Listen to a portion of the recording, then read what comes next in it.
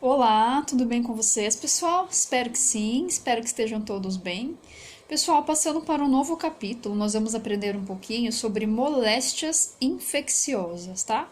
Então, as moléstias infecciosas são qualquer doenças, tá?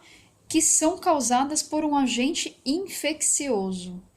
Normalmente, pode ocorrer essa infecção também por meio das toxinas que esse agente libere no organismo, tá? A transmissão pode ocorrer de maneira direta ou indireta. Qual que é a diferença entre um e o outro, tá? A infecção de maneira direta é contato com outro ser humano ou com outro animal, tá? De ser humano para animal, de ser humano para ser humano, tá?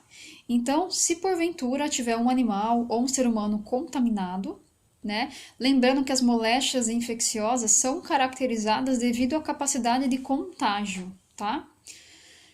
E se for indireta, pode ser transmitida por meio de um objeto, né? Então, toalhas, copos, talheres, tá? Compartilhada por agulhas, de repente. Pode acontecer também de maneira indireta, né? Um hospedeiro que esteja em um animal, em um vegetal, tá? Ou seja, está contaminando solo, água, no ar, objetos inanimados, mesas, cadeiras, maçanetas da porta, né? Dinheiro, que isso é muito comum, tá? O que vocês têm que se atentar? Que toda moléstia infecciosa, ela exige 3 períodos, tá? Diferentes. Quais são esses períodos? Então, o primeiro período é o período de incubação. O que significa isso? É o intervalo, né, que ocorre a partir do momento da contaminação, tá, que o ser humano se contaminou, até o momento da manifestação dos sinais e sintomas da doença. E quanto tempo demora para isso ocorrer? Então, pode ocorrer em algumas horas, em alguns dias, em alguns meses, em alguns anos, tá? Dependendo da doença. Ah, então no período de incubação, eu posso já estar com a doença e não perceber, né? Por não ter sinais e sintomas? Sim, né? Já está presente lá a patologia, só que ela não apresenta sinais e sintomas, tá? E como que vai descobrir normalmente? Por meio de exames, tá? Dependendo da moléstia, não dá para diagnosticar por exames, tá? Então só vai aparecer a presença de algum tipo de patologia quando já sair do período de incubação, tá? Aí vai identificar o exame. Então, só para dar um exemplo para vocês. Vamos supor, né, falar de uma doença muito comum, que depois nós vamos conversar com mais calma. A AIDS, né, causada pelo vírus HIV. Então, vamos supor que ela seja transmitida por relação sexual, tá? Nesse caso. Então, uma mulher teve relação sexual com um homem, tá? No dia de hoje. E ela descobriu que esse homem tem o vírus, né? O HIV que causa AIDS. Então, amanhã, ela vai lá na unidade básica de saúde fazer o teste para ver se ela adquiriu, se ela pegou o vírus, né? Por meio desse contágio, por via sexualmente transmissível. O que vocês acham que vai aparecer no exame? Não, tá? Ah, Nicole, se ela for na segunda-feira, depois de 4 dias, também não, tá? Então, o que vai acontecer normalmente? Pode ser, né, que passe 1, 2 semanas, né? O período que normalmente utiliza-se são 15 a 20 dias, tá? Após o contato, para fazer esse exame que vai indicar a presença do vírus, tá? Se ela for antes, não vai aparecer no exame, não tem como fazer, tá? Não é produtivo. Ah, mas e se ela for depois? O que vai acontecer? Ela já vai lá quando tiver contaminada só, né? Para isso existem medidas medicamentosas profiláticas, né? Que são medicações que previnem, né? Ah, vai prevenir a doença AIDS? Sim ou não, talvez, tá? Vai tentar reagir para combater esse vírus, tá? Quanto antes for administradas as medicações, não vai dar tempo, né, da doença se manifestar, ou pode prolongar a manifestação dela para um período mais tardio, tá? Então, só para vocês entenderem como é que funciona esse período de incubação. Então, durante esse período, a pessoa não tem nenhum sinal e sintoma. Ah, mas nesse período, ela pode transmitir a doença para uma outra pessoa? Dependendo da doença, sim. Esse é o problema, tá? Que nós vamos entender um pouquinho mais para frente. O segundo período é denominado período prodrômico. O que é esse período? Ele é um período que antecede os sinais e sintomas específicos da doença, tá? Então, por exemplo, a gente sabe, vamos falar um pouquinho sobre o Covid, né? Sobre esse vírus. Que os sinais, né, que indicam tosse, dor torácica, falta de oxigenação, né? Cefaleia, dispneia. Então vamos pensar nesses sinais e sintomas. Antes de ocorrer esses sinais e sintomas, o que pode ocorrer? Coriza, tá? Pode ocorrer diarreia, pode ocorrer febre. Então, antes do período realmente em que se aparecem os sinais e sintomas da doença, chama-se período prodrômico. E o que vai acontecer nesse período? Esse período, né, é o corpo tentando reagir, comunicar que tem alguma coisa diferente, né, um vírus, uma bactéria. Então, vai começar a dar alguns sintomas, como febre, mal-estar, diarreia, cefaleia, tá? Esses são os principais sinais e sintomas. Mialgia, que é dor muscular. Ah, Nicole, mas vamos pensar assim, tudo que eu falei agora pode ser um sinal de qualquer doença, correto? Né? Tem várias doenças que podem causar isso que eu falei para vocês. Então, a gente não consegue saber ainda qual é a doença, né? E a partir do sinal e dos sintomas que vai manifestar depois desse período, que vai dar para desconfiar do que se trata, tá?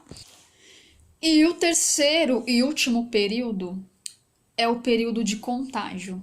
Então, é um período em que a pessoa contaminada ela vai contagiar direta ou indiretamente outras pessoas, tá? E quando que pode ocorrer esse período de contágio? Pode ser no início, no período de incubação, pode ser no período prodrômico, pode ser no período mesmo de contágio, pode ser após o tratamento clínico, tá? A cura clínica dos sinais e sintomas. Então, por exemplo, vou dar o exemplo novamente, né, da doença AIDS. Então, a pessoa não pense, né, que normalmente quem tem a doença é anoréxico, né? Está na cara da pessoa ali que ela tem a doença. Muitas vezes não apresenta, né? Não aparenta. Mas ela não tem nenhum sinal e sintoma, ela está estável, mas ela continua a transmitir, tá? Essa doença. Então, esse período de contágio, ele pode ocorrer desde a incubação até o último momento após a cura clínica, ou seja, após a cura dos sinais e sintomas. Com relação aos doentes, tá? Tem dois tipos aí que a gente pode classificar. Doentes típicos e doentes atípicos. O que quer dizer essas duas palavrinhas? O doente típico, ele vai ter os sinais e sintomas característicos tipos da doença, tá? Típicos da doença. Então, ele já é considerado, assim que apresenta os sinais e sintomas, é um doente típico. O doente atípico, ele é considerado a partir do período prodrômico, que é um período em que não se sabe, né, ainda o que realmente o paciente tem, tá? Essa é a diferença do típico e do atípico. Quando que podemos considerar não doentes? No período de incubação, a pessoa não está doente. Ela não apresenta nenhum sinal e sintoma, tá? Mas pode ser que ela já comece a contagiar outras pessoas, de maneira direta ou indireta. Doentes convalescentes, ou seja, que já tiveram um contato com a doença. Então, eu tive meningite em 2010, tá? Já tive contato. Eu tive toxoplasmose ano passado. Eu tive contato. Eu não estou doente agora, tá? Eu sou um doente convalescente que já teve contato com a doença.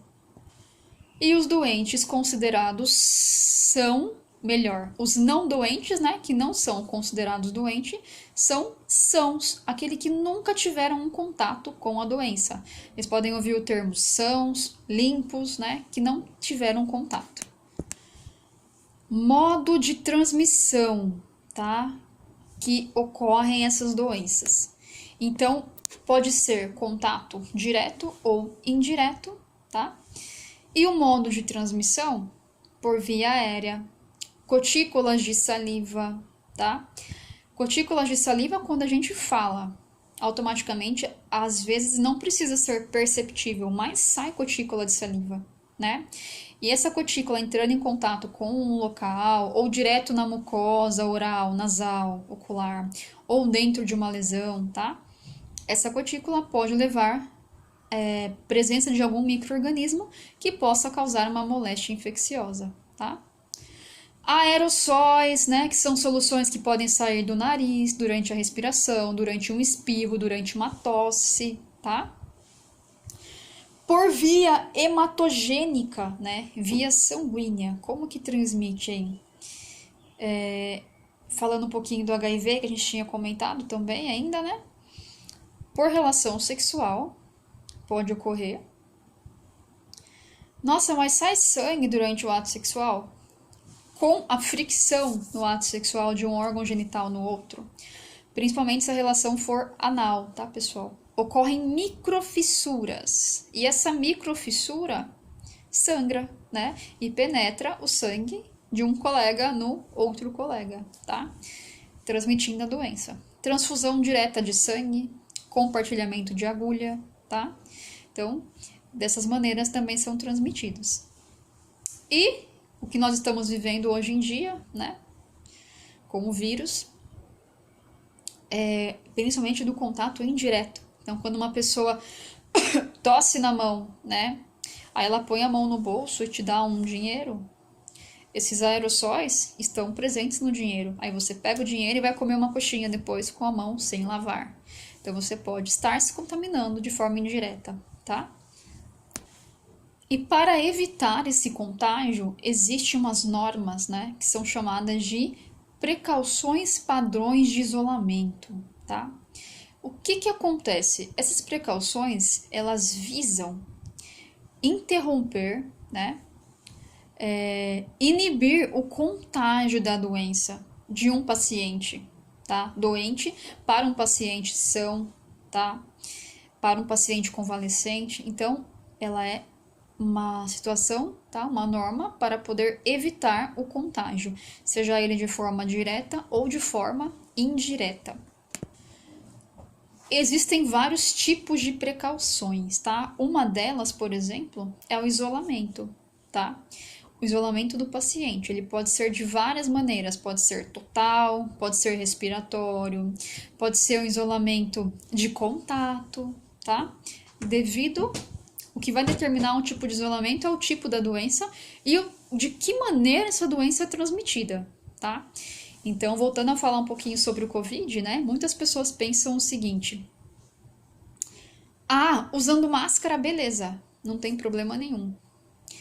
Agora eu vou contar um segredo para vocês, né? A máscara, ela é mais utilizada para impedir que um ser humano transmita para o outro do que para proteger o outro, tá?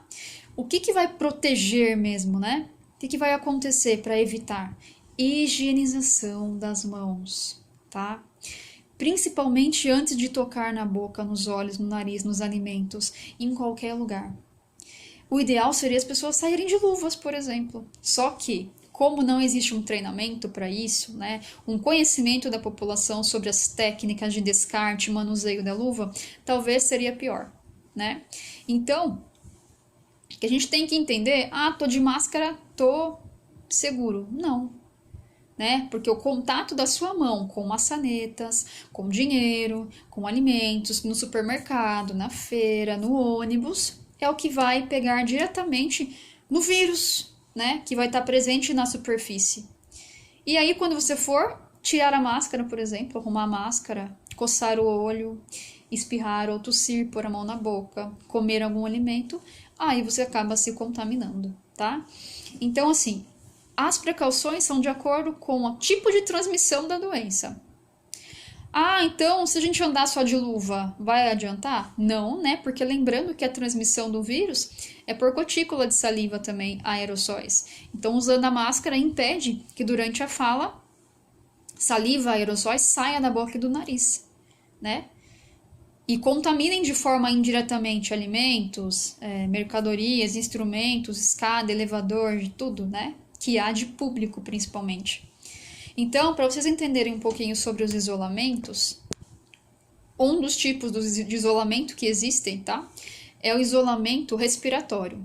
Então, ele vai impedir a contaminação, a propagação de doença por via respiratória. Por meio do quê? De aerossóis, tá? De qualquer fluido secretivo que saia das vias aéreas superiores, falando de nariz e de boca, tá? Então, o que vai precisar utilizar? Máscara. E também a transmissão se divide em transmissão direta ou indireta, né? De um conteúdo secretivo de uma pessoa para outra, ou de um conteúdo secretivo, né? Solução que saia do nariz, secreção que sai do nariz, da boca, saliva, aerossol, e contamine um objeto, tá? Uma superfície, uma mesa, uma cadeira, tá? Talher, copos. Então, dessa maneira que vocês vão encontrar. Outro tipo de isolamento é isolamento total. Tem o isolamento reverso ou isolamento funcional. Já já vou explicar para vocês o que significa, tá? E as precauções padrões. Precaução padrão significa uma série de medidas padrões. Em todas as situações devem ser cumpridas, tá? Então, assim, a gente nunca sabe se o paciente realmente está contaminado ou não, de olhar para ele, né? Porque até mesmo no período de incubação pode transmitir uma doença. Então, nós temos que agir de maneira padrão, tá? Imaginando que todos os pacientes estão contaminados, mesmo que não estejam. Assim, nós tomaremos todos os cuidados, tá? E quais são esses cuidados? Higienização das mãos, tá? Utilização de luva de procedimento ou luva estéril.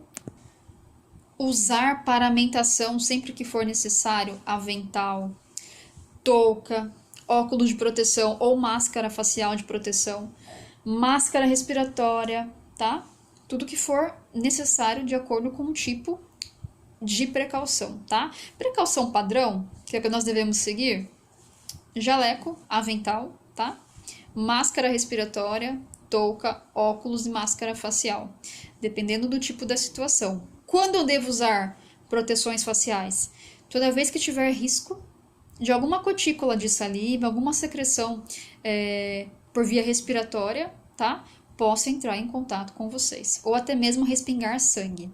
Ah, durante uma punção venosa tem risco? Tem risco. Mas a gente só usa luvas, né? Ah, durante uma aspiração da traqueia do paciente, pode eliminar alguma secreção e ir na minha boca, no meu olho? Sim, pode. Né? Ou mesmo na roupa, né? Quando você for tirar a roupa, você se contamina. Então, são coisas que podem acontecer, tá? Então, as precauções padrões são utilizadas com esses critérios. Luva para todo e qualquer procedimento. Só não usa luva para verificar os sinais vitais, tá? E se o paciente tiver algum tipo de contato, de doença contagiosa, por exemplo, catapora, escabiose, que é a sarna, e aí nós vamos ter que verificar os sinais vitais com as luvas, tá? Descarte de materiais pérfuro-cortantes dentro do lixo pérfuro-cortante. Descarte de materiais em lixo branco, dentro do lixo branco, também são precauções padrões, tá? E o paciente com suspeita de qualquer tipo de moléstia contagiosa deve ser isolado dos outros pacientes, tá? Isso tem que ser padrão também.